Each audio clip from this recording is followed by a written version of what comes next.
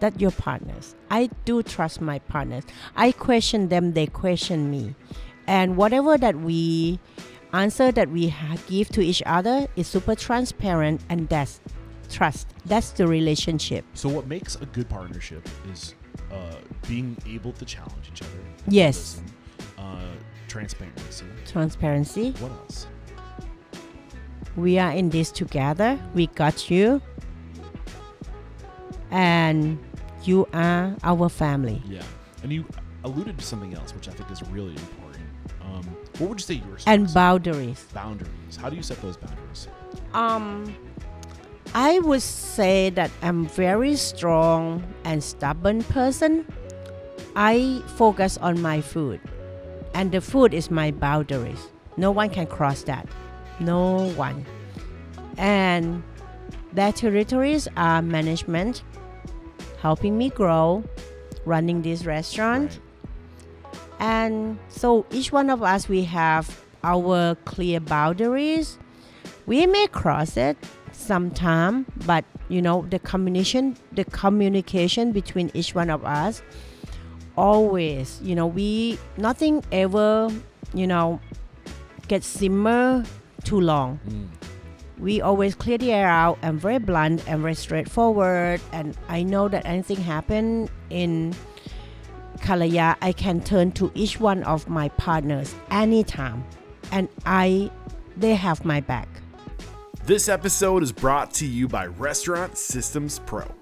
With excitement, allow me to introduce to you today's guest, chef owner at Kalaya, Chef Nok, and help me out with, because your name is so beautiful, and I am horrible at saying names. It's like my biggest weakness, and I want to give it justice. So just say your beautiful name for me. My name is Nok or Chutatip. So I would I know have it's struggled long. with that. Chutatip Suntaranon, but everybody call me Nok because every Thai go by nickname. Yes, so I can handle Chef Nok. Nook. I can handle Chef Nook. You're going to knock it out of the park. I cannot wait for today's conversation. Yes. You're going to be awesome. But before we dive into who you are and how you got to where you are today, let's get that motivational, inspirational ball rolling with a success quote or mantra. What do you got for us? Okay. The quote for me to myself is, when Knox is happy, the whole world will be happy. And my husband and my whole family know that. So dive into that. Like, what does that mean to you? Okay. It's go back to my beloved husband, Z, because since, when we start dating, and that's the very beginning of our relationship, Steve told me he loved me because I'm very self-centered. Everything is about me, me, me, me, me, me. And that's very true because,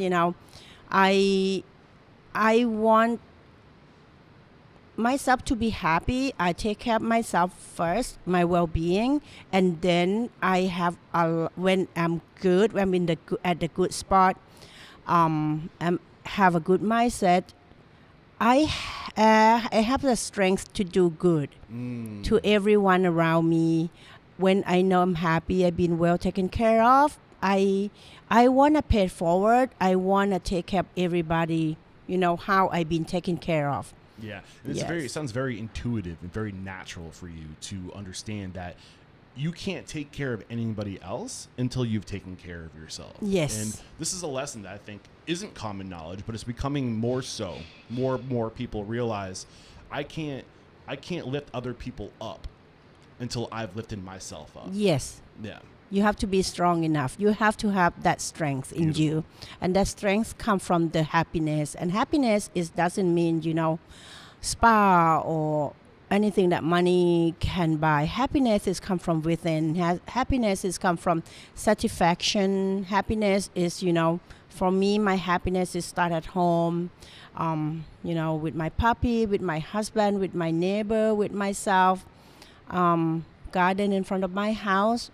And I get myself ready to step outside my door to the world. I love this. And I am ready. I'm happy. I would never get out of bed until I know that I'm ready. Beautiful. I would never get out of my house until I know that I'm ready to go out. I'm happy.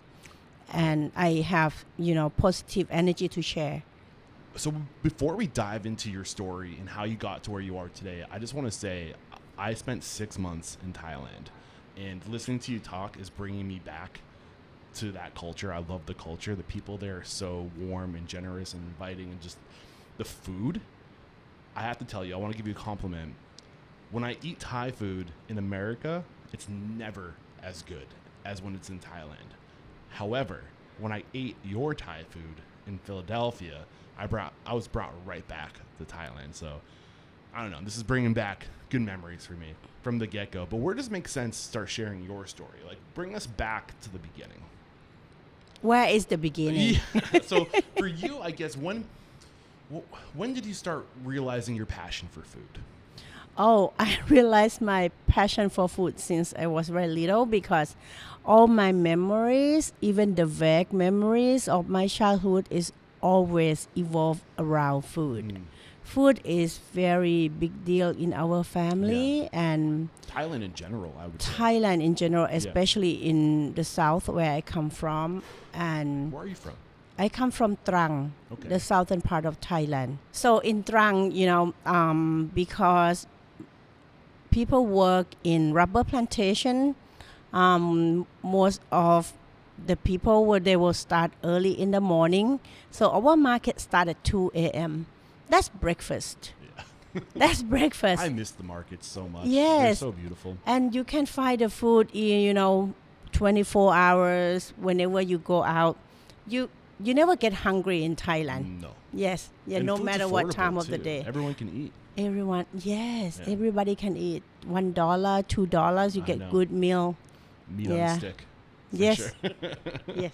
Oh, Yeah. I love it. So, when did you start thinking? Did you think that you were going to become a restaurateur or a chef when you were younger? No, when I was younger, because my father worked in healthcare, I want to be a nurse. Okay. And then I'm very good at I'm very bad at everything. I'm bad at math. I'm bad at science. I was a bad student. I don't like school. So I can relate. So I cannot be a nurse. I fail horribly, and then so I went to college, and I don't know what I want to do, because, like I said, I hate school. But I know one thing, that I love languages. So I studied Chinese when I was little, after school program, and then when I went to school, I love reading. So I love Thai language. So in college, I decided to major in Thai and minor in English, because that's something that it doesn't involve a lot of reading. I skip the literature in English because I don't need to do it. Okay. Yeah, but I love reading Thai literature. Okay. And Thai major is open book exam. So I love that. I don't have to study. You just have to know where the answer is. Yes. So I always take, an easy way, easy route. That's what my specialty. And I think I know how to ace the exam. Yeah. So I've been doing okay as a student. But that doesn't mean I know what I'm doing when what I want to be when I grow up. Got it. And I do a little bit of research before every interview, because I like to have an idea of who I'm talking about. But I really like the interview to be my research, to really dive in and fully understand who you are. I did discover that before opening and opening your current restaurant and coming to the United States, you did own an Italian restaurant. Yes. You were a flight attendant, and you also owned a jewelry store. Yes. Wow. So when did that all did it happen all at once? Was it over a period of time? What came first? Okay. So I have not finished about what I want to do when I grow up. Okay.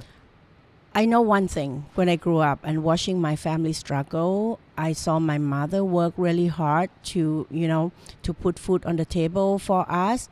I know that I need to help her. I want to help her. I want all of us to be happy, to have more money, I want my two brothers to have good education. Securities. I want to do whatever I can to provide to them so that's when I know that I have to be able to be strong enough. I have to be self-sustained. I have to be independent so I can provide to my family. Yes. So that was your goal, is just to be able to provide security and opportunity to your family. Yes. Did you know how you were going to do that? I do not. Yeah. Are you doing it today? I am. I've been doing it Congratulations. since I was 21. Wow. 21. Never stopped. Not even a day in my life. So what did you Yeah. do? What did you do for work when you were 21? 21, when I graduated from college, I moved to Bangkok. Okay. So I worked in Marubeni, the Japanese company. I work at telephone operator and receptionist. That natural people skills coming Yes. out from a very early Yes, age. and a lot of memories, because back then there's no memories phone, or everything have to be written by hand. We have the phone book, each Yeah. one of us, and the number is they are on that book. Okay. And then will be the operator whoever in the office, they'll pick up the phone to us and say, connect me to this company, and they hang up. So we have to keep trying, because back at the old days, the for communication in Thailand was not that easy. Making a call to Laos or Myanmar, back then we have to go through the call center. So we are connecting with call center to book the line. They will call us back whenever there's a line available, and we connected that line Okay. from whoever at the end in Myanmar through the central operator with our office. And how long did you do that? 1989 to 1991. So 2 years, until 2 you were years. 23 years old. Yes. I got a job in Kuwait Airways at the age of 21. No. I graduated in 21, right? 21. I moved to Kuwait when I was 21, I graduated 1.5 years Okay. at Marubeni, moved to Kuwait in 1991, come back to Thailand in 1994. Okay. Yeah. And is that when you were doing the operator? From 89 to Okay. 91, that's operator. Okay. Got Yeah. it. So you left, went to Kuwait, and then came back. Yeah. Any significant parts in that time of your story that we should know about? Being a flight attendant in Kuwait, Okay. that's when I really get to explore the food. Yeah, a lot of different food, because we start traveling. Okay. How did that influence you? It's just, I did not know that I love food until we start to get training in first class. And there is a program called Sky Chef. So we train in the kitchen. We Okay. learn everything about the food. We learn about the mother sauce and all of that. And working in first class, I get to know caviar. I get to know, how good all the fresh juice is. And I get to know how delicious foie gras are. Like, first class in Kuwait back then is just all best stuff. Yeah, the best. And people did not care much to eat it, because from Kuwait to London it's just like 5-6 hours. The flight time is short. So, Yeah. So it's safe to say this is your first exposure to the hospitality industry, and I don't think a lot of people think Yes. of aviation as hospitality. I was a commercial pilot, so I know those flight attendants are the most hospitable people Yes. out there. Yeah. Because you think about people who are traveling, Yes. they are in the most horrible moods. Oh And you my have God, these people some- who are anxious, Yes, nervous, scared, angry, angry, abusive. Yeah, everyone's Yeah. on edge. Yes. Sister, there's a reason I drive across the country, because I want to avoid airports. Yes. And you have these angels, these flight attendants who are just so patient, so gracious. It's not an easy lifestyle either. It's a really tough lifestyle moving Yes. around like that. So, Yeah. so this is your first exposure to hospitality, safe to say. The first exposure to hospitality is from my mother. Okay. How she hosts people, how she hosted people, how she cooked for them. Because my father will keep inviting people home. He doesn't care if we have money or not. He just like to have party every night. And party doesn't mean drinking or whatever. Like people at the table and we all eat together Yeah. with friends, whoever that he saw in the afternoon and said, come eat with us. That's my father. And then he would tell my mom that, oh, this person coming to eat with us tonight. And mom will say she'll say yes.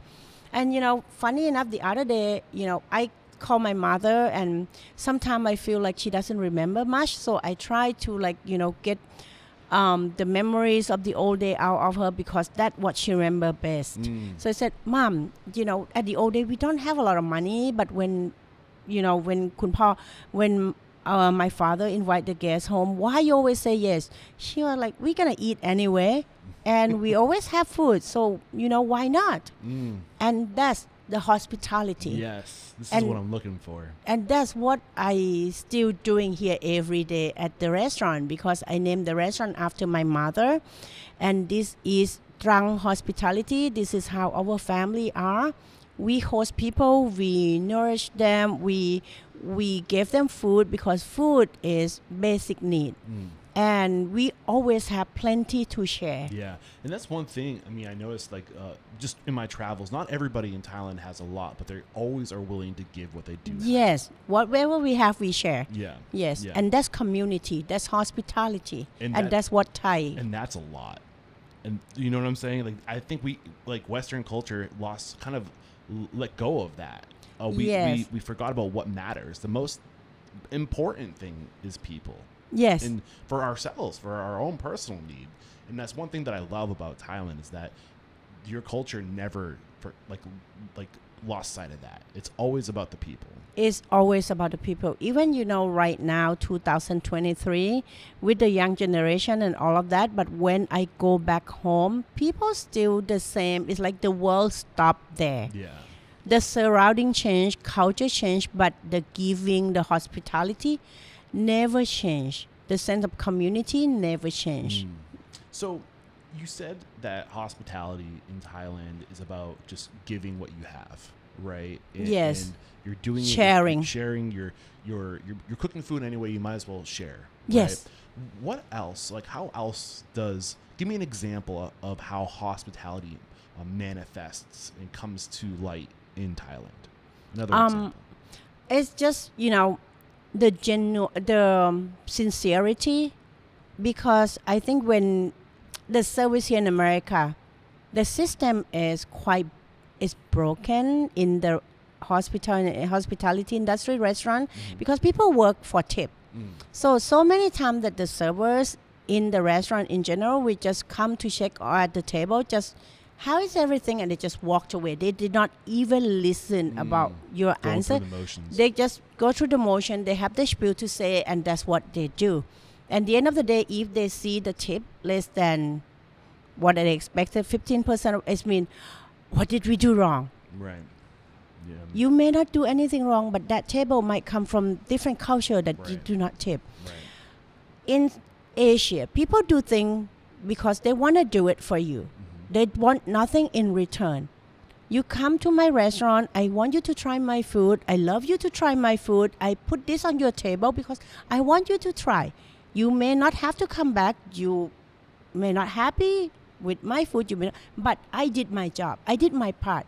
I get you to try my food, and I did it for my culture. I did it for me. So I think I remember you saying hospitality is sincerity. Are those the words you used? The hospitality in Thailand is very sincere So and real. It's genuine. So describe what the feeling is that you get when you're giving hospitality. When I'm giving hospitality, Yeah. Like, what is that sincere feeling that you get? the smile on people's face, and that's make my day. If little bit of any little thing that I do or did make people happy, put a smile on their face, I achieve my goal. Yeah. How does that make you feel though? What's happening inside of Fulfilling. you? Fulfilled. Fulfill. Why do you think that is? Why do you think it completes us to make other people happy? Why? Because to be a giver is better being a taker. I want to be a giver. Because I know how it is to struggle, and I know how it is to be well taken care of as well, because my husband Steve gave me everything I want, whatever I want, and his love is just I need endless. a Steve in my life. I know everybody needs Steve in their life, and he's just with his endless love and support that he gave me, I love that. it gave me security. It gave me the fulfillment. It make me secure, and it make me feel like I have more to give, and I can do this. And plus the our family culture in Trang, that we always a giver. We always help our people. My father always help whoever that need to go to the hospital to get in, to see the doctor, to get the help they need. So I grew up that way. I grew up seeing people get help by our family. I love this. So, all my cousin, whatever we need from each other, we pick up the phone, we ride a motorbike, we said, this is what I need, and it need to be done now. And it's just like that. It's happened. And this is not people. This is not a powerful people. There's the school teacher. They are, some of them are the housewife or wife or just like uncle that who, have the rooster farm, but they make things happen for you whenever you need help. They're there for you. Chef Nook, this is beautiful. Thank you so much. So Wow. let's fast forward back to where we were. So your first lessons of hospitality from your family, from your mother, from your community, from your culture. You are a flight attendant. You are getting exposure to all this beautiful, amazing food, first-class food. This is also when you really start to have a passion for not just hospitality, but for food too, correct? Yes. What happens next? Like, how did this influence you? How did this steer you going forward? So never have any plan, just know that need to make money, send some money home so my mom can, my two brothers can go to college. So what I did at the old day is will be each month I do the little spreadsheet, and then I listed how much my, the house, the mortgage I have to pay, my brother tuition, the allowance, my mother allowance, and the last thing, how much left is me. I don't buy clothes. I buy food. I buy food. And I will, do anything to have good meal. I'll take my brother in the car. We go to Chinatown, maybe once a month or whatever. We eat together, or I go to supermarket. I get something to cook with for them, and we just, and that's what I did. And I just did it because I know I have responsibility, and everything is still about food, But there's something very powerful about allocating cash, which is what you were doing. Money I'm would not come. doing that now. But when money came in, you said, okay, like these are my liabilities. Yes.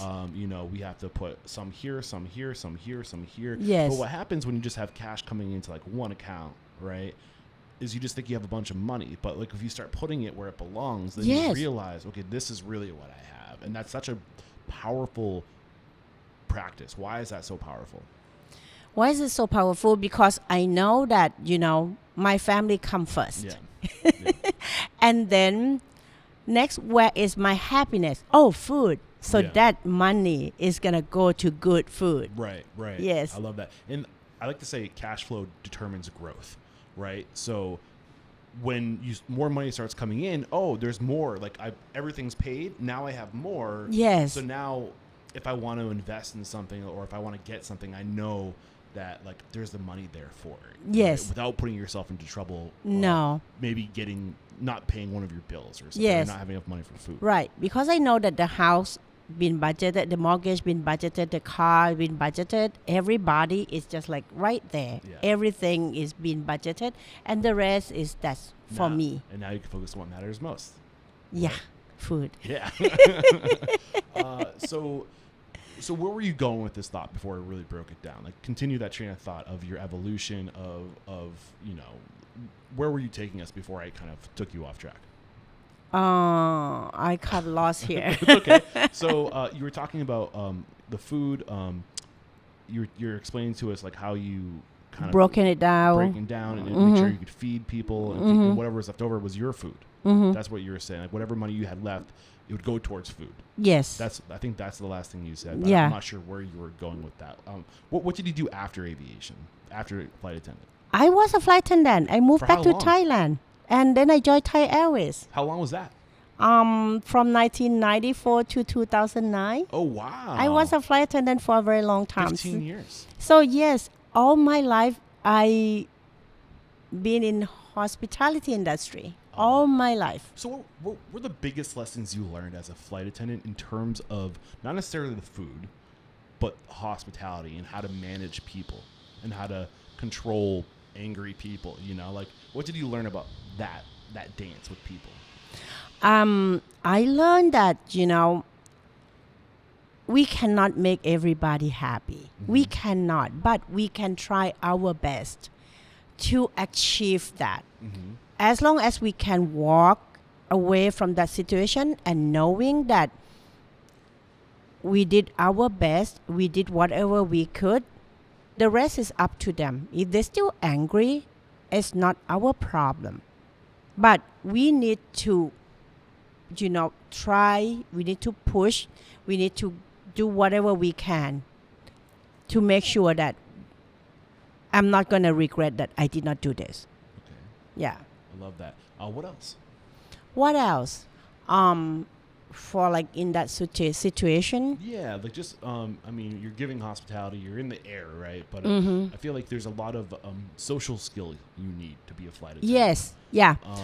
I think lucky that I think I like to read people, and I am fortunate enough that I've been exposed to so many cultures, and I saw lots of different people for the past 20 something years of being flight attendant. I learned about the different of the culture, and something that not like unacceptable for some culture is I make it acceptable because I understand them. Like when people like me like call you like you may not like it, it's rude, but no, that's how people in some country get their attention. Right. Yes. So, and I think it's make me understand, and once you have the basic understanding of the culture, is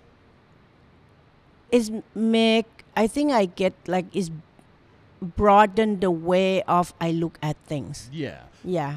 When you don't know much about different cultures, you jump to conclusions. Yes. Yeah. Right? You think you know what's happening, but when you take the time to really understand what does this mean in that person's culture, like you're able to walk yourself off the cliff. Yes. Of getting irritated because Right. you know maybe I just don't get it from their perspective. So Yes. that's very powerful. I mean, I think that's a huge lesson for people working in hospitality. Right. And when you get irritated, do not engage. Just smile and walk away. Why? Because, is taking higher road always a good idea. Not like I can do it every day, but the minute that it's happened to me, I always just walked away, and once I look back, I would thank myself that, yeah, I'm glad I walked away. And you were a flight attendant and you owned a restaurant, an Italian restaurant. Yes. And you had a jewelry store. Yes, I helped my close friend that we grew up together run her jewelry business, and it was a lot of fun. So how did you have time to open a restaurant while being a flight attendant?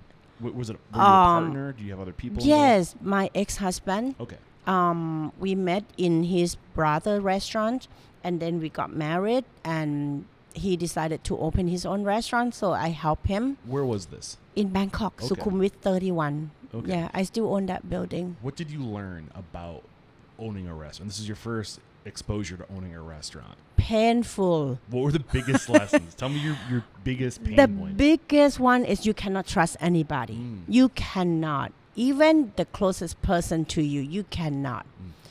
And, like I said, how I budget myself every month and all of that, the spreadsheet, how important it is. You have to take a closer look to the financial, and like, do not take your eyes off, You that said earlier that you're not good at math, though. I am not good, but I know what to do. So what do you do? So I think, so let's go back, like when we opened our tiny restaurant, we were in very bad shape for like 4 or 5 months. It was bad enough that I had to take the loan. I have to pawn my engagement ring. Oh, wow. I don't have money, but because I'm a hustler, I, you know, I did whatever I could You find a to way. I find a way, and I find a way every day. I really hustle hard to keep that little place going, and it's just I've been working for every day, 365 days a year for 4 years, nonstop, and to keep that place going between the restaurant, between the flight attendant job, and going home to take care of my mother. I never stopped. So in the early, you said the first, what was it, a couple months, 4 months, you almost lost it. Like it was. I almost, yes. What was the struggle specifically? What didn't you understand? What didn't you predict? I trusted my ex-husband. I thought he could run the business, but then I know that money. When money come between any couple or any business partner, it's bad.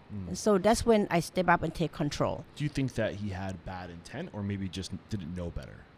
I think people just look at things differently, and sometimes when you're not strong enough, people will take advantage of you. Okay. Because the end of the day, nobody loves the other people more than themselves. So do you think you were being taken advantage of? I did. I was, yes. But I had my mom that, she is very strong. Whenever I call her, I always get a good advice. I have very good support system. All my friends in Thailand, we are more like sister. Yeah. So, that helped me through the tough time. And then I have a very good product. Our restaurant was wonderful. Were you the cook or was he the cook? None of us was the cook. Okay. But we have a very good cook, and I travel. Okay. And I have very good taste about food. Got it. Whatever we put on the menu is different. And he is one of the best maitre d'. He will go table from table to table, talk to people, entertain people, and I did the same thing. I learned from him. He would take the full trays of the food that we have in the restaurant, the protein, vegetable, portobello, truffle, foie gras. We display it on the tray, and we just go to the table to table, talk to people, and show them what we have. And that's how we sell. Because those stuff, they're not cheap. We have Wagyu, we have truffle, we have Tasmanian lobster. So this is what you learned from him, how to sell. Yes, But how to sell. What is it about this approach that works so well? The sincerity, the genuine, the hospitality, the charm. Yeah. Make people feel like they are at home. Make people feel welcoming. The way to their heart and then the way to their pocket. So this approach of putting the food on the tray and walking around, how did that accomplish what you just said? I'm still doing the same thing here, but I didn't put the food on the tray. I am the tray. What do you mean? My staff here, they are the tray of the food because they have a lot of knowledge to share. We take our time at each table, and we share about what we know with you. And I had Anna last Yes. night. She was amazing, and she sold me on the prong. Yes. And I'll take us through the service of prong, like how you guys do that here. The prawn. Yeah. So Yeah.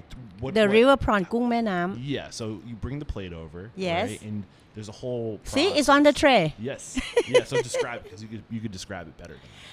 Yeah, so I think people take me back to my Italian restaurant. So back at the old day, I love to eat mud crab, female mud crab. They have like big bright orange roll, which we use it here in one of our dish, pu pad pong curry, the crab in curry powder. I love that female mud crab so much. I love eating them. Those are two things that I love in life. 3. I love female mud crab with lots of raw pu kai. I love river prawn with big bright orange tamales. Yeah, it was I so think I good. love colors. And I love Wagyu. Oh, and truffle. But anyway, so I created one dish in the restaurant. The female mud crab with capellini. Okay. Dry chili, Thai chili, and Thai basil. And it became a huge hit. But at first we serve it wet. Your mouth. Yeah. Oh, my mouth Are is you getting picturing wet right your now. mouth? Yeah, Can I you know. hear it? Like, am I like Yeah, making yeah, noise? yeah, I'm yeah. like, I don't I'm realize thinking it. about that dish and I'm smiling. It's- So when I first doing that, Tony, my ex-husband, said, "Who gonna shell that crab?" I said, "I am doing it." So I because I need to, like, if I don't do it, who gonna do it? And I want to sell that, so I'm shelling the crab myself. And then I'm thinking, okay, and people really love it because Thai people, they love the best service. They want to see the detail when you can eat crab without you getting your hand dirty. You see that bright orange roll. So I create a presentation that, the capellini, crab meat on the top, and the roll on the top is like nice presentation, and the crab shell like on the side. So it was a huge hit, and that's got me to like thinking. It's just in my head. So when I opened the first restaurant, we do Branzino, the one in Italian market, Planung, Manao. I did it table side. We fillet table side, right? And so when I want to do the river prawn here, people don't know how to eat that river prawn. If they just dive into the tamales at first because it's bright orange, it's like, ice catching, it's fishy. Yeah. So how do we do it?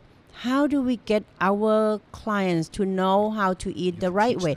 How do we create the interaction from our server, our runner, with the customer? How do we make it personal? Yeah. Kalaya is very personal. So that's why I did that. The first month, I've been going around every table, did it myself, to the point that now the server, the run, and then after a few weeks, server and runner, they want to learn. Yeah. And this is all tying together because earlier you were saying the importance of, I just had it. There's a lot of things I'm keeping in my head right now because I'm loving what you're sharing, and I'm trying to keep it all together. But one thing that you said earlier that I think is really important is that we don't understand other cultures, right? No. Especially around food. Food is one of the most primal things of a culture. It defines us, right? Yes. But you bring a plate over, you bring all these little sides over. I don't know what to do with that. Yes. And there's the culture is the way to. It's the act of eating. It's everything and how to do it. Unless you grew up in that culture, you wouldn't know how to experience it the best way. Exactly. And I think you mentioned too. I don't know if it was in our conversation in my research that Thai food's very spicy. But it's also very spicy for Westerners because we don't know how to eat it. Yes. We go straight in. Yeah. So I'm going to share a quick story. When I was in Thailand for the very first time, I went to it was a bar, and there was like a little, like a cafe next door, and like they would bring food, like they would just walk food over to all the bars, right? And I was like, what do I need to have? This is my first meal here in Thailand. Like, what do I need to have? And it was the beef that you talked about, that super spicy beef, and it's like the color, the beef turns red. It's so hot, and they made it Thai hot for me, because I wanted to experience Thai culture, and I ate that small. It wasn't that small, but I ate that plate over the week because it was so spicy that I had to cut it. I had to add to it. But then I didn't realize that's what you're supposed to do. So you're supposed to take a little bit of the ground beef, right, and combined it with other stuff. Yes, and that's one cool thing about Thai food is that it's not just the food, it's the approach to how you eat it. You combine it, you bring it together. So back to my experience last night, so the way that they bring it over, the prong is on a plate. There's some other things on the plate too. Yes, all the condiments. There's a bowl of rice, and then there's a bunch of little cups bowls all around. Yeah. I would have just went around and ate a little bit of this, a little bit of that, or a little of this, but the way to eat the plate is to combine it all. I would have never figured that out. So, and there's going to be, I recorded this, so there's going to be B-roll playing, so our listeners can see what we're actually talking about. Anna brought the plate over. She pulled the prong apart. Yes. She combined all the ingredients and the rice and tossed it together, and that it's the combination of all those ingredients that makes the plate at once. I would have never known that. But also, it was fun to watch. It was exciting to see that and to learn the culture. And guess what happened? When Anna walked away, the table next to me said, "What is that?" Yes. what's going on. So you're proving your point right now to come full circle that it does. It's a natural. It's when you do these things, when you take your time to be present at the table and to show people, it's an experience. It's a show, and other people take interest. And guess what? I'm pretty sure they ordered the same thing. Yes, and doing this is just like, this is the classic restaurant approach. French have pressed duck that they come and press it at the table, right? Yeah. Yeah. Crêpe Suzette, they do it at the table side. Sabayon, Yeah. table side. We have this in every culture. Peking duck. Yeah. So why not Thai food? Right. Why not? Why not? Yeah. I love Yes. it. It's beautiful. Yeah. So where were we? You're talking about what you learned and what this chef taught you and how he taught you how to sell. And that's how we got down this path. Yes. I'm having a lot of fun talking to you. Can you believe we're already 40 minutes into the conversation? Really? Doesn't it go by fast? Yeah, and I know I'm all over the place No, it's because beautiful, my though. mind is super fast. Yeah, yeah. But I want to make sure we leave plenty of time to talk about where you are today and what's going on today. So in your journey, the year you were a flight attendant from, you said, until 2009. Yes. I And- met my husband in 2006, and then I started traveling to America. Okay. And then there was a recession. Thai Airways offer leave without pay for 2 years. So I cannot miss that opportunity. Yeah. Because we got married in 2008, and that's when I started apply for green card. Okay. So when there is a chance to come and spend more time with him, I just grab it. I took 2 years leave of absence without knowing what I am going to do here, but just like hoping that I will spend more time with him and take it easy a little bit, Okay. and that's what I did. And then when did you move to the United States? 2010. 2010.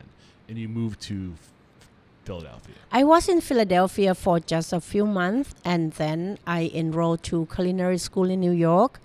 I went to French culinary school in Soho, so I moved to New York. I was in New York for 8 months. What school were you at? French culinary school, Sorry. FCI. Sorry, I said that. Yeah. I apologize. Okay, I think now's a good time to take a break to thank our sponsors, and we'll be right back to talk about how your life kind of pivoted when you came stateside. Okay. We have to interrupt today's video to let you know that right now, Restaurant Systems Pro is offering a no strings attached 60-day trial that will help you improve your systems, increase your profit, and find better work-life balance. All you have to do is click the link below. We are back, and the year in your timeline is 2010. You come to America, you're newly married. Steve is the man. Ziv. Zeef. Oh, thank you very much. Zeef is the Zeef. man. Tell me, what's going through your mind when you're here? You're not working, right? So you have time to kind of reflect and figure out what you want to do. What was your next plan of action? Be a housewife. Oh, how'd that go? Oh my God. Wonderful. I love being a housewife. I was so excited when I quit my job and I told everybody I'm moving to America. Not the excitement of moving to America, but the excitement of being a housewife. So I can cook, I clean, You worked so hard for I so can long. garden, I can go to yoga. So it was just something that I really it's never part of the plan in my life. Yeah. Never thought that one day I would get a chance to quit my job at the age of 40, come to America and do nothing. Doing nothing is such a luxurious thing for me. Like, I am ready. How did you? Was it what you expected? Doing nothing? Yeah. Okay. Was it hard for you to do nothing after being so busy for so long? No. I love the honesty. I love doing nothing. I can stay in bed all day, read the book. So, But you know. didn't do nothing for long. No, not very long. So I came in 2010, that when I really moved here, and I went to culinary school. After school, I did my internship at John George, and then I spent that time cooking in my own apartment with the technique that I learned from school. And I start, digging into my memories and taking a journey and The first thing that I learned to cook was my chicken curry with the coconut rice, because that's something that my great grandmother used to cook for me. And I remember the flavors. I remember how delicious it was. But my mother can't tell me how my great grandmother did it. So I did it, and then I perfected it. I make it into my own version. And that I spent lots of time after school cooking in the apartment. And that's what I did. Trying to figure out. To just how your figure grandma- out, yes. So cook. Did you ever figure it out? Yes, I did. What was And the secret? Can you tell us? I can't. Okay. It's in my cookbook. So buy the book whenever it's Do you come have any out. copies here? No, it's gonna be out next year. Oh, okay. I'll definitely Yes. be getting that. So I would say, going to culinary school is just open up the other world for me. It's just like I have a lot of memories about food in my head. I just don't know what to do with it.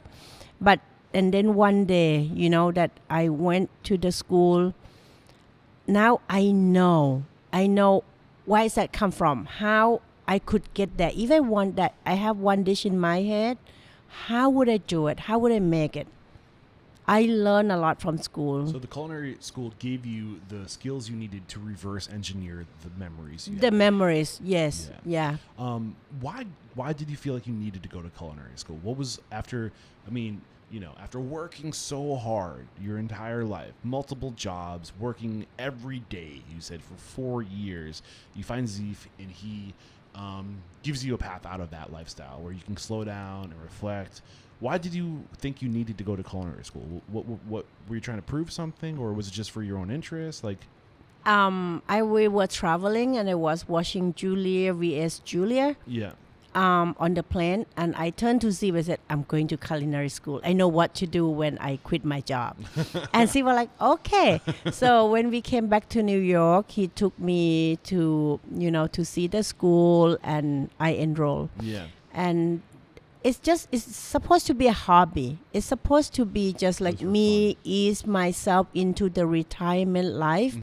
And we doing renovation at our house in Philly then. So the best way for me is just, go be busy somewhere. Yeah. Yeah. Off air, you mentioned that you felt like you were never taken seriously because you were a flight attendant and you owned a restaurant, and Yes. you would try to tell people about the business of restaurants, and people just would kind of shrug you off because who are you to you're a flight Yes. attendant? What are you talking? Like, what Yeah. do you know?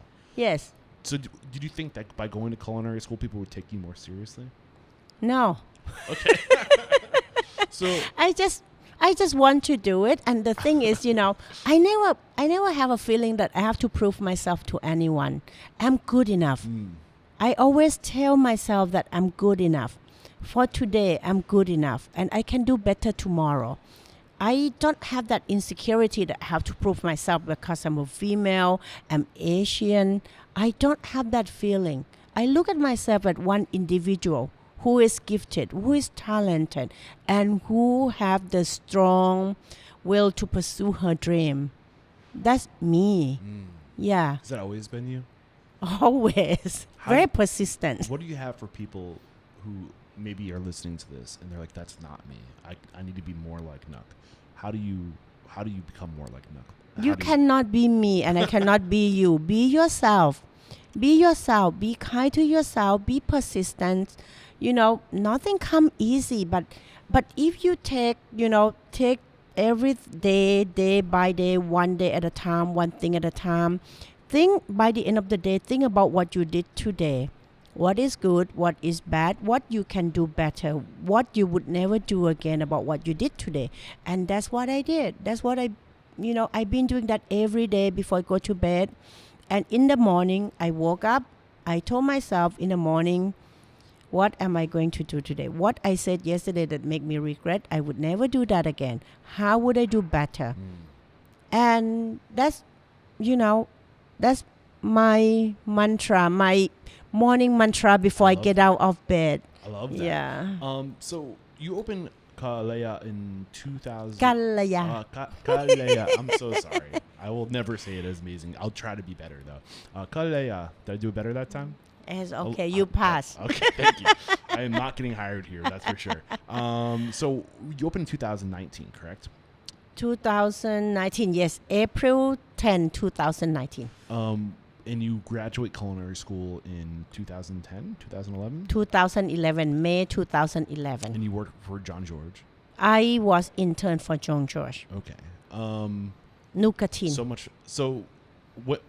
When did you stop? When did you complete your education, your obligation to your education? When? Yeah. Was that 2011? 2011. Okay. So what happened in that 8 years from 2011 to 2019 that made you come out of retirement and open a restaurant? So I learned to garden. And after I graduated, I went to France to just, see if I like the kitchen life. I worked in 2 Michelin star in Provence, and they kicked me out of the kitchen because I was yelling at the CDC. They were drunk, and I don't like it. I don't like that culture, so I was very blunt. So they just invite me out, which is fine. And so I went back to Thailand, picked up my Pomeranian Tong, brought him back to America. So, I spent my years after culinary school, stay home, cooking, cleaning, walk my dog, garden, hang out with the neighbors. And kitchen was my playground. I've been very good friend with Sal at Claudio, and he called my kitchen Nook's Lab. Because I always talk, I know him by going to his store, and we became good friends. And I hang out with him almost every day at the store. We sit in the office, we talk about Italian food, and then I'll cook. I'll bring it over to him. I bake, and that's how I start my retirement life in Philadelphia. I share my food with my neighbors and friends. Yeah. We're going back full circle. This is the life you grew up in, right? Yes. Food, that sharing, culture, sharing. giving. What happens when you give, share over time? People look at me like, are you crazy? This woman is crazy. But I just I miss home. Yeah. I need to cook. I need to perfect this Penang recipe. And when people told me that they like Thai food, and I said, really? Thai food well? Because I never see any Thai restaurant in Philadelphia that is just cooking real Thai food. Let me make you some curry. And plus I grew up helping my mother make curry paste. So it's just now I have time. I have big kitchen. We build beautiful kitchen at home, and I get all the toys and tools that I wanted, and I just play with it every day. I go to the grocery store. I perfected my green curry recipes. I make Penang, I make masaman, and I don't want to eat. Zip is not home. Zip travel a lot. So my neighbor, they are my best friend. Cooking all this food with give it nobody up, to eat give it away, give it away, Oh, give it man, I away. would've shouted For your 9 neighbor. years. For 9 years, yes. So yeah. what ends up happening? What did this lead to? So people start asking about me, cater for them. And and one of a friend, she came to me, she's interested in looking for, culinary school experience and all of that. I said, you don't need that. Because we work every day. You are a mother. You cook for your family every day. If, I'm looking to do something in the future, you can do it with me. So then, we started a small catering company.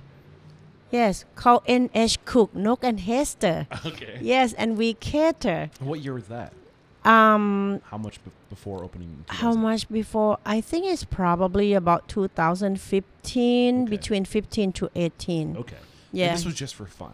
Just for fun. Yeah. And it started in my kitchen. And we used the walk-in at Claudio's So, go ahead. to store the food. I love that. Thanks, Sal. So, from 2015 to 2019, did you how did the business evolve during that time? It's getting bigger. I bet. People love the food because we are afraid to charge people. It's so I don't know how I did it, but because I use Zip credit card to buy the ingredients, and then I get all the money transferred to my account, and I never have to pay the credit card bill. So it's a great business model. And Steve was happy because instead of giving the food away, it's still the same money, spent. He still see the same number, Yeah. but my account is growing, so it's not a bad thing. Yeah, that's funny. I know. So how did that lead to where you are today? I'm looking for a bigger kitchen because the last catering is 130 people. We did croquembouche, big, beautiful patachoux flour towers with pulled sugar. And we did a lot of the dessert and food for 130 people. That's when I told Sip that I need to find a kitchen. Yeah. I cannot do this from our kitchen. It's too much of a risk. Got it. And so I was looking for the kitchen to do catering. Okay. And I never find any place that I like. I have very small budget in mind. And one day I found the restaurant in Bella Vista, the Where first is that Kalaya, relative to where we are? 764 South 9, next to Rouse. Okay. So for those who aren't familiar with Philadelphia, is it northeast, southeast? It's Italian market. Okay. Got Yeah, it. south. In right now we're in you call it like North Philly, right? Or I do not know. Fish Do Farm? not ask me about direction. We are north of Philadelphia. We're still in Philadelphia, but it's not like an emerging. It's like a momentum community where it's a lot of new buildings, a lot of old buildings it's a lot of young people around. Yes, I've yeah, noticed. yeah. But over there is a lot of families, Okay. and the restaurant was small, 35 seats. I fall in love with the space Was the this minute I saw it. 2019? 2019. So this location that we're at today isn't the original No, restaurant. Okay. it is not. When We did this opened open? this in November. November. Yeah. Okay. I was a little confused, so that makes sense now. Yeah. So so you open when you opened, it was just meant to be catering. No, when I saw the space, I want a restaurant. Okay. I want a restaurant when I saw the space. I said, this is cute. I can open the restaurant. How does Zeve feel? He said no. Okay. When whatever Zip said no, I always hear as a yes. So I like, okay, let's go talk to the landlord. Nook But gets you- what Nook wants. Nook get what Nook want, and Nook already signed the check. Okay. I gave him the check since the first day I saw him, before I told my husband. Okay. Yeah, I gave him $4,000 check. I said, this is for negotiation. I want to have the skin in the game. I learned that word, skin in the game. Yeah. I think it's cool. So I said, Money talks. money talk. Yeah. Here's my check. You can cash it today or you can keep it. It's up to you. But I am really serious about this place. Yeah. So, and then I told Zeev, and Zeev came to see the space, and Zeev was very reluctant. Yeah. And What does Zeve do? Zeev is, he teach at Penn. Zeev teach at Wharton. He's Okay. a professor. What's he teach? Finance, operation and Oh. management. That is a good person to have in your corner. Zeev is the best person to have in every corner. Super smart, super caring, and funny. So is he ever in the picture? Does he ever weigh in? Does he ever offer counsel, or is he kind of just staying? At the beginning, no. No. He let me do it. Mm-hmm. But Steve never changed since day one that I met him. He always my number one supporter, and he was the first one who told me that I'm very gifted. Even this morning, we talk about it. He said, baby, you remember when you asked me to print out the recipes back when you first came to America? Because I don't know how to use the internet. I don't know how to use computer. I don't know how to use printer. Yeah. Sip did all that for me. And then I will go through all the recipe. I'll throw it away. I'll make it my own. So Sip said, I know that you are very unique. You are very talented. And I believe in you. What is your gift? My gift? Yeah. Nothing. You just said that he said you were so gifted and talented. That's what Steve told me. But what does he see in you? If he was sitting Food. here, I know food. I can see through it. I can see through it. And I don't compromise about my food. Everything have to be the best. It's not just food. Everything in my life. It has to be the best one that I can afford. If I cannot afford it, I'll make it happen. So, and that goal is not, and it became like, it's not just food. The care that I have to my people, to my customers, to my staff, to people around me, everything has to be the best. I want to give everyone in my life the best I could give them. I love this. And I mean, we're not really getting into a lot of like the nitty gritty detail of opening restaurants, running restaurants, systems, processes, stuff like that. But what we are getting is this amazing mindset of abundance and just giving and giving and giving and giving. And when you do that, when you give, the universe finds this way to reciprocate and to create opportunity and to give back. And that sounds like that's kind of how you built your business, just by being so generous, by making sure your cup's full so you can fill other people's cups. Exactly. Because I never have to worry about money. You know, we opened the first restaurant with our own money. We don't take the loan. We opened this restaurant. Steve gave me some fund. He funded me. We don't take the loan again. We had the best partner. I never have to worry about how do I run my business. I just worry about how do I make people happy? How do I make people love my food? How would I give them the best possible for them on their table, to make them walk out of my place smiling and think about when are they coming back next. Yeah. That's my job. So this first restaurant, 2019. Any advice on opening a restaurant? Things you learned? I mean, this is your second restaurant now, technically. So what advice? Like Third. So the first one in Bangkok. Well, yeah. So New York. That's right. New No, York. the first one in Bangkok. Why am I saying New York? Bangkok. Thank you. Italian market, and now Fishtown. Italian market and now Fishtown. What was the name of your second restaurant in the Italian market? The first one was Kalaya too. Okay. Yeah, Kalaya. How has it evolved? What was it then versus what it is now? Same person doing the same thing with bigger team. Okay. How many seats before? 35. 35. And during pandemic, we expand to be 70. I rent the corner building so I can have the right to use the sidewalk and the streeteries. Was defined hospitality in the picture at this point? We were talking about Kalaya Fishtown since 2019 November. Okay, and a little context for the listeners. Defined hospitality.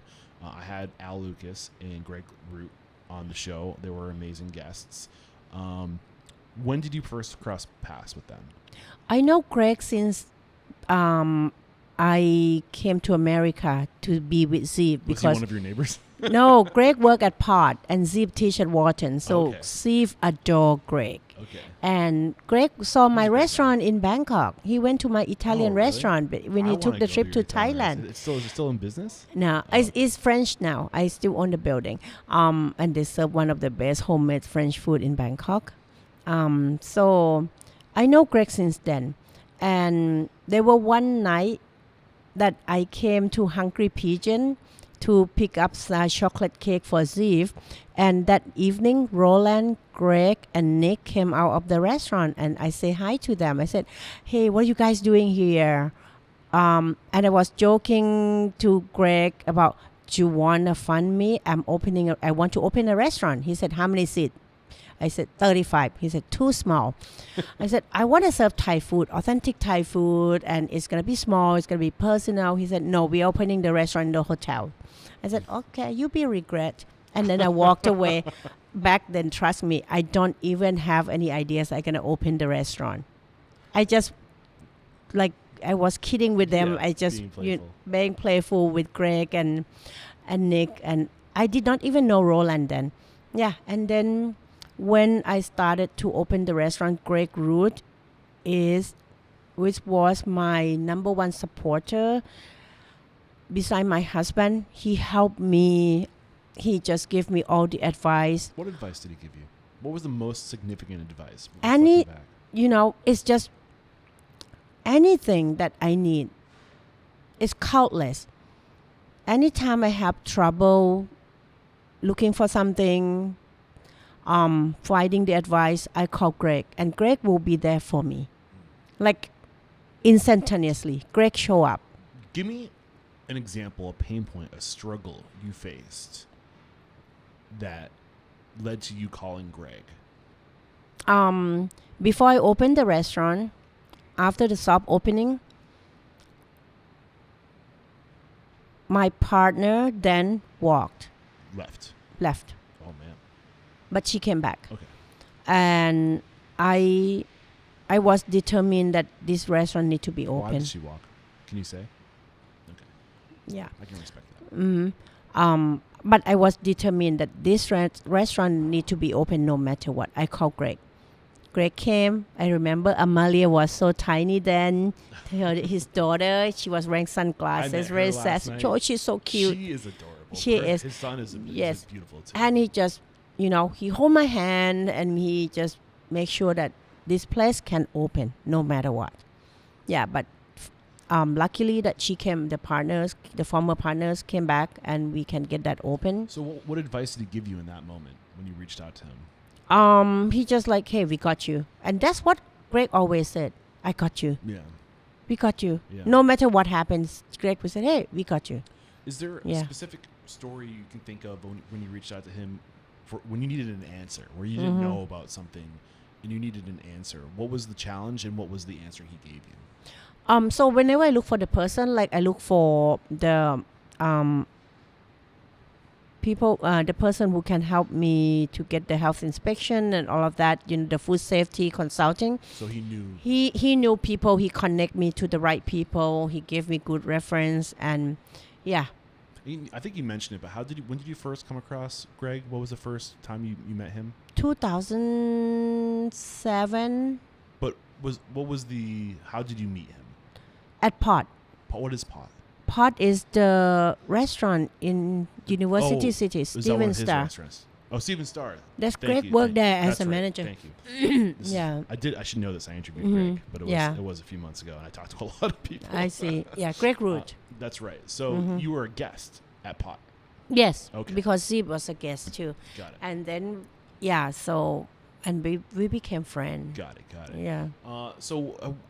You said November. This is you opened in November of this year. What day is it now? So almost a year. Almost a year. 10 months ago. Yes. 10 months ago. So how did you make that transition from being a solo restaurateur on your own, no partners? Well, you had one partner. No? Okay. Solo restaurateur on your own to joining Define Hospitality Group. Why did you make that decision to join Define? The plan when I opened the first restaurant was I'm going to close in 5 years. I just want to do it. It's supposed to be my hobby. The plan was to not close in 5 years? To close and go home and be a housewife again. Yeah, that's right. So much for that. So much for that. But then, when I got my business running, I got a lot of attention. Yeah. And I have staff. So they cannot leave those people. No, they are my people. They're my family. They've been with me from day one. I still have a lot of my day one here in this restaurant. And I look at them like they deserve a better life because each one of my people, they have families. How many mouths that we fed from this tiny little restaurant? I have responsibility to them. I want them to have health insurance. I want them to have the paid sick leave. I want them to have a better management than me taking care of them. I want this to be a real job. I want them to have the job securities. And it's not about me. It's about my people, about my team. They help me. They give me, what what the goal that I achieve or the accolade is not just me. It's my team. It takes an army. It's my team. Yeah. It's my loyal team that they have my back. So that's when I decided, either I go big or I go home. And I think partner up with Define Hospitality is the best decision. Is the best business decision I ever made. All these gentlemen, they just take good care of me. They are more like my brothers. they are more like my work husbands. Now I have 4 husbands. Oh my God. And plus 1 at home. Jesus Christ, God help me. I love them all. And they all, they supported me in, each one of them have different strengths and they're Yes. complementing each other. Yes. And I know that I am in good hands. Yes. So this is a very sensitive subject, a very controversial subject. This idea of to have partners or to not have partners. Have partners. Why Partners. is that the best way? Partner with someone you can trust. I don't want to be a You said lone earlier wolf. today that you can't trust anybody. Exactly, but partner with someone that you can trust. Okay. Trust has to be earned. If someone proves to you that you can trust them, that's your partners. That's your partners. I do trust my partners. I question them, they question me. And whatever that we answer that we give to each other is super transparent, and that's trust. That's the relationship. So what makes a good partnership is being able to challenge each other. and Yes. Listen, transparency. Transparency. What else? We are in this together. We got you. And you are our family. Yeah. And you alluded to something else, which I think is really important. What would you say yours And boundaries. boundaries? How do you set those boundaries? I would say that I'm very strong and stubborn person. I focus on my food. And the food is my boundaries. No one can cross that. No one. And their territories are management, helping me grow, running this restaurant. Right. And so each one of us, we have our clear boundaries. We may cross it sometime, but the communication between each one of us, always, nothing ever, gets simmer too long. We always clear the air out and very blunt and very straightforward. And I know that anything happen in Kalaya, I can turn to each one of my partners anytime, and they have my back. Yes. And I lean in the direction of partnerships. I think for every reason you just listed, especially as we go forward, I think it's more and more competitive. The industry is more and more competitive. Yes. And there's more and more, I think a restaurateur has to be responsible for today. Yes. It's not just cooking anymore. No. It's not just managing books. Yes. It's not just leading a team. It's about people. It's about people, but it's also the world of technology, like the digital world. Like the restaurants are spilling outside of the 4 walls, and you need PR, you need marketing, you need technology, you need all these different things to be competitive today, to go neck and neck with the best. Yes. And you would have to be a freak of nature to be good at all those things. Yes. Or you can know what you're good at. And find good partners. And stay in your lane, have your boundaries, Yes. and complete yourself and go further together. Exactly. Together we are stronger. Yes. And like I said, lone wolf sound very lonely. I never want to be that person. It I is want to lonely. have friends. I can speak. I'm on the road a lot by myself. It Yes. gets lonely. And I want to have friends. I want to have someone who I can turn to beside my husband. Yeah. And communities, yes. It's And baked my into us, team yeah. here, we have the best team. We have a very good culture. We create one of the best work culture, work environment. And that's all because of, I partner up with someone who have the same belief, who think that people are their priorities. And that's define hospitality. That's Yeah. my partners right Yeah. there. Yeah. Yeah. You said that you have people working with you today that have been with you since the very Day beginning. zero. Zero? Day zero. Yes. Day zero. Day zero. Before I opened the restaurant, Jamal came to me like, "Nok, I want to work with you." I said, "I don't know whether I have money to open this restaurant yet." He said, $8 an hour cash. I want to work with you. And he's still with me since. Ed Doherty just walked up. You know Ed, right? He's outside. I'm gonna put a pause here real quick to Okay. let Ed in because I don't want. Alright. He's hanging outside. We'll be right back. Okay. A little teaser. Ed Doherty, we just let him in. We're gonna be talking with Ed and maybe either Greg or Al. We're not too sure. Through I think Greg. yeah. So through the through Defined Hospitality, I learned about predictive index. Did you go through the predictive index? I did. Do you know what your what do they call it? Profile? Persuader. What's that? Persuader. Persuader. Do you remember what that I means? get shit done. What do you like? Talk to us about a persuader and the strengths of a persuader. I don't remember You don't anything it told me. No, I bet I do know who would know. I'll ask Ed later. You can ask it later. Yeah. But we're a little teaser. If you're listening to this, I think this will be going live before that episode. So we learned about predictive index, which is a behavioral analysis. Yes. And it helps you understand who you are and who your team members are and how to help them succeed and become more self-aware about. We're just talking about the power of people, how important people are. Yes. And when you fully, deeply understand your people and discover what they need to thrive and what you need to thrive, and it just creates so much awareness.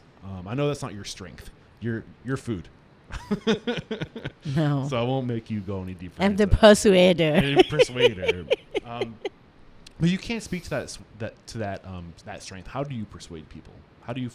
What advice do you have for us to become better persuaders? For me, I think, if I want something, I work hard for it. I work toward it. I set the goal, I'll go for it. And I know I will get it. Like I opened the restaurant because I was wondering about Craig Laban. I was wondering about James Beard. I want it. I want that to happen to me. Why did you want it? Just to check the box. Why not? Yeah. It's a good goal. Setting the goal. Yeah. Work hard. Focus. I'm laser focused when it's come to something that I'm really interested in. And then I know that I will get it. But if I didn't get it, I'm not regretted because I know I did my best. I did whatever I could at the full capacity of my ability to make it happen. Yeah. Before I let Ed in, I think I was asking you about the longevity from day one, from day zero. Mm-hmm. You have people working for you today. Yes. That work They're for you all then. here. What is it about you and what you do? What advice do you have for us? I don't know. Did I cut you short or did you answer that question? No, you didn't ask me that yet. Okay. So yeah, what advice? I mean, in a world where one of the biggest challenges right now is people and attracting people and keeping people. Yes. What advice do you have? What do you do? What can we all do to keep people? Be specific. Keeping people is mean you keep good people. Not all people you want to keep. Right? Not all people that come to this revolving door that you want to keep them forever. We go through, a lot of stuff. Whoever we, love us, understand our value, we would love to have them. But everyone come from different background. To be able to be in the same community, the same organization, you have to be compatible. The value, what we believe. And that's what important. You have to believe in the same value. You have to have the same level of respect that you have. You and I, I'm not your boss. You are not my employees. We are family. We work together. We make things happen together. We share the same belief. If you and I are not sharing the same belief, I am not for you, you're not for me. What can we do to make sure from day one we are sharing the same beliefs? Things change all the time. People grew apart. People changed. People change. Yeah. As long as we can maintain the same level of professionalism, same level of respect, we can be together for a long time. Yes. The minute that, we feel like that quality deteriorating is heading to different direction, then that is something that we need to reevaluate our relationship. We're going to take one more quick break to thank our sponsors, and we'll be back to start talking about where you are today and where we're going. We have to interrupt today's video to let you know that right now, Restaurant Systems Pro is offering a no strings attached 60-day trial that will help you improve your systems, increase your profit, and find better work-life balance. All you have to do is click the link below. Okay, we're back in, so 2022, November 2022, you're in your new location. Mm-hmm. Were there any challenges from moving from where you were to where you are? No. Okay. I was ready. You wanted it. I was more than ready. Yeah. Well, congratulations. I meant to say it earlier, but you said you Thank wanted you. your James Beard. I want right? my James And Beard. that was a goal of yours. That's the goal. And you got it. Shit. Yeah. What's next? What next? Cookbook is coming out next year. Can I pre-order that? Yes, you sure can. Okay, awesome. Cookbook next, and maybe a little more time for myself and Ziv next year to play with TT, my little Pomeranian, more. Yeah, that's what next. So are you trying to get to the point where you can transition away from the business to focus more on your own personal life? Is that what you mean by spending more time with TT? Actually, for the past 4 years since I opened the restaurant, my life is my restaurant, and I am hoping to for some more downtime that I could be somewhere, and I know everything is running like well-oiled machine here, which is happening. Yeah. And I am very proud of my team. It's something that Greg, Nick, and Al promised me, and my team, they will set their goal that this is going to happen for me. So I have more time for myself, and they will take good care of the business, and they take good care of me. Yeah. I can tell that, for the past month, I've been gone almost every weekend. And whenever I come back, the food getting better You're and a flight better. attendant again. No. You're traveling all over the I've place. been busy. I just been famous and busy. Sorry. Sorry, not sorry. Well, thank you for making time for me. No, you're welcome. Thank you for having me. So, anytime I come back to the kitchen, I know that it's getting better. I know the consistency of the food. And I'm so proud. I'm so proud that, I chose the right partners. I'm so proud that my partners helped me grow my business. I'm so proud of my team that they love my food. They understand our value. It's just like that is nothing better that one woman, female housewife could ask for. I am a lucky one here. You sure are. I am a lucky one. So what is the strategy going forward to maintain the Nuck quality without you being here? How are you going to what's your plan? What's your strategy to make sure that your spirit is here, your standards are here, your hospitality is here, your warmth is here when you're not in the four walls? Build a team with people who understand my value and who got my spirit in them. And how do you make sure it stays that way? Once it's built, how does it have longevity? The longevity is, it's mean consistency. It's mean for them to grow, for them to have my spirit.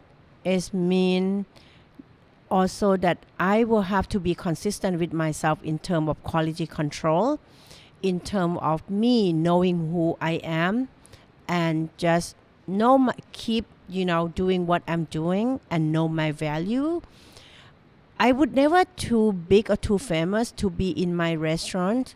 I will be here. My spirit will be here. My presence will be around. And my team, they represent me. My team are me. We are one. I love that. So as your circle has expanded, right, and your team has grown, how has your business gotten better? How are you better today than you were, say, 3 years ago? because of your, like, what is the biggest impact, the biggest evolution your business has experienced because of your team? I slept better. I don't have to worry about what next. I don't. Because whenever I worry about what next, when I told you that, I want to step outside with the happiness before I leave the house, I have that. I have that peace of mind. I know that I have a bunch of people who got my back. I know that I have a bunch of people who want to make my customer happy. I know all my line cook, they're so proud and so happy to make my food. They're eager to learn, and they're here every day, excited to cook. They are happy. They've been well taken care of. I know that front of the house, they are pumped for our door to open, for our customer to walk in, for them to share their what they learn, to share their experience, to share their knowledge with our guests. Yes. So Restaurant Unstoppable's mission is to change the world through inspiring, empowering, and transforming the industry. How have you personally transformed? Who's Nuck today versus the Nuck back when you first got started in the industry? Very good question. Thank you. I got into this industry with zero expectation. I never think that I'm gonna be successful. I know that this business is not gonna make me a billionaire or billionaire, but this gives me the fulfillment. And I think Nok today is, a happy Nok. And I know that I did good. I did something right. I know that I can share my love to, the wider audience. So it's like, this is one of the happiest Nok, and she have a lot of love to share. And what good thing is she have the bigger wing. She have the bigger team. And we all here at Kalaya, we are here because we believe in Nok's culture, in Kalaya's philosophy. And this is one of a big group of people, like-minded people who are doing good for food community because they have a super strong support system and because they know that what they do is what they believed. Yeah. I love that. So on this vein, this idea of changing the world, right? How do we go into the future as an industry collectively, not just you, but everybody, right? To be a better industry, like what needs to change? How do we evolve? How do we transform intentionally? Changing the world is too much of the bigger picture. Changing our industry, changing what we have in our little area, this 6,000 square feet. Yes. This is a good start. So I agree. And if we're going, so I believe that if we can transform the restaurant industry, our little industry, we can transform the world, right? So what do we have to do within our industry to be better, to influence the world to change? Setting a good sample, starting within your organization, select like-minded people who believe in same value, and just let people know that you got their back and you're here to take care of them. Yes. You care about them. Customers is not always right, but together we can make it right. And I agree. The management. Oh my God, my allergies. We've been talking a lot. We're almost done. I know. Hang in there. The management doors is always open for any opinions. That is all the communication in the organization should be transparent. Yes. Yes. Nothing should happen behind each other back. Right. So, ironically, I think how we started today's conversation about your past, your history, the power of community and the culture that you came from, and the significance of giving and caring, and everything that you just said now, I think it is about really reflecting about what matters, right? And kind of changing our value system and lifting people up and finding people who share our values, and Yes. and then if they maybe might be slightly off from our values, how do we change their perspective? How do we help them grow as individuals? Yes. Right. And I think if we change at the individual level, and we can lift people up at the individual level, Yes. the world will change. Yes. One person at a time. Exactly. One person at a time. You cannot change people's mind like, overnight, but like, I'm the persuader. Yeah. I would never give up. I keep pushing. I keep going. And I have my team that they know. Yeah. They know that I'm the persuader. And they see this in me. They believe in me. And we are doing it together. Yeah. So this next question, this is the second to last question. We're almost done. We're almost there. Restaurant Unstoppable, right? That's what the name of the podcast. What is it? What is one thing that I need to see here, or I should be aware of here at Kalaya, at your restaurant, that is unstoppable? An example of what makes you unstoppable. Our love to our food and our culture and the care and respect and love that we have to our customers. And the team, one big team, one united front at Defy Hospitality, that what make us the restaurant unstoppable. I love that. This has been a lot of fun. Thank you you. so much. So we wrap up every episode, every conversation, by having my guests call somebody out. So who do you respect and admire in the industry? Somebody that if they were a guest on this show, you'd be like, oh my goodness, like this person has so much to share, so much knowledge, so much wisdom. Who is that person for you? I have two, Yes, give me two. Mark Vetri and Mike Solomonov. Ooh, I've actually had Mike Solomonov on the show, but it's been a long time. So I'd love to get him back. And Mike Vetri not Mike. What's his first name again? Is it Mike? Mark Mark. Vetri. Thank you very much. Yes. Mark Vetri has been on my radar for some He's time. a legend. Yeah. Both of them are. And they also, they always got my back. I know two people. Anything, anytime. Yeah. Those guys, yes. Awesome. Beautiful. Thank you so much. And if we've listened to this and we're inspired by you and we want to follow you, maybe we want to come work for you. Maybe we want to join your team. Yes, come join our team. What's the best way to connect? We have the best staff meal. I can vouch. The food here is amazing. It's so good. So our Instagram is Kalaya Philly.